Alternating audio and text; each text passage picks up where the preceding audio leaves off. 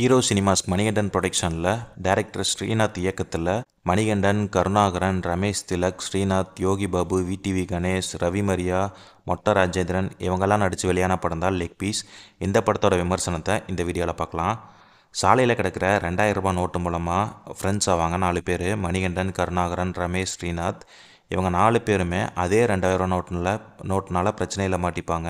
அந்த பிரச்சனையிலேருந்து அவங்க தப்பிச்சாங்களா இல்லையாங்கிறத நகைச்சுவையாக சொல்கிறதே இந்த லெக் பீஸ் படம். குயில்ங்கிற கதாபாத்திரத்தில் சௌரிமுடி விற்கிறவராக நடிச்சிருப்பார் மணிகண்டன், கிளி ஜோசியராக நடிச்சிருக்கிற கருணாகரன், பேய் விரட்டுபவராக நடிச்சிருக்க ஸ்ரீகாந்த், பலகுரல் வித்தகராக இருக்கிற ரமேஷ் திலக் இவங்க 4 பேருமே வறுமை நிறம் சிவப்பு படத்தோட கதாபாத்திரத்தை படங்கள் போல பசியோட சுற்றினாலும் ரசிகர்களை வயிறு வலிக்க சிரிக்க வச்சுருப்பாங்க.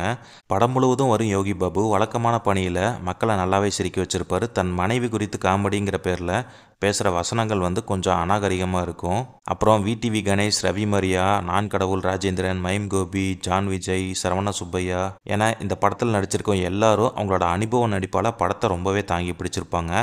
ஒளிப்பதிவாளர் மாசாணியின் கேமரா காட்சிகள் கலர்ஃபுல்லாக படமாக்கியிருப்பாங்க. இசையமைப்பாளர் பிஜோன் இசையில் பாடல்களும் பின்னணி இசையும் சூப்பராகவே இருந்திருக்கும். படத்தில் அப்படியே பயணிச்சிருக்கும் சேர்ந்து. படத்தொகுப்பாளர் இளையராஜா ஆரம்பத்தில் சற்று தடுமாறினாலும் 2வது பதியில் திரைக்கதைகளில் இருக்கும் திருப்பங்கள் மூலமாக சுவாரஸ்யமாகவும் வசனங்கள் இருக்கும் நகைச்சுவை மூலமாக கலகலப்பாகவும் படம் நகரும்படி காட்சிகளை நேர்த்தியாக கொண்டு போயிருப்பார். கதை, திரைக்கதை, வசனம் எழுதியிருக்கிற S.A. பத்மநாதன் கிரைம் த்ரில்லர் ஜனரை நகைச்சுவை பாணியில் சொல்ல முயற்சி செஞ்சுருப்பார். நகைச்சுவை நட்சத்திர பட்டாளத்தை வச்சு நகைச்சுவை திருவிழாவையே நடத்தியிருப்பார்.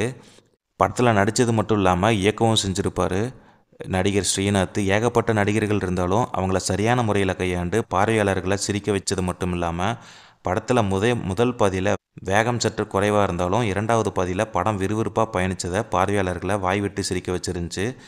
2000 ரூபாய் நோட்டு புழக்கத்தில் வந்த காலம் முதல் 2000 ரூபாய் நோட்டு முடிகிற காலம் வரை நடந்த சம்பவங்களை முழுக்க நகைச்சுவையாக வடிவமைச்சு பார்வையாளர்களை வஞ்சகம் இல்லாமல் பயங்கரமாக சிரிக்க வச்சுருப்பாங்க. எனவே லெக் பீஸ் படத்தோட தலைப்பு வச்சதுக்கு பதில் 2000 ரூபாய் நோட்டுனே தலைப்பு வச்சுருக்கலாம்.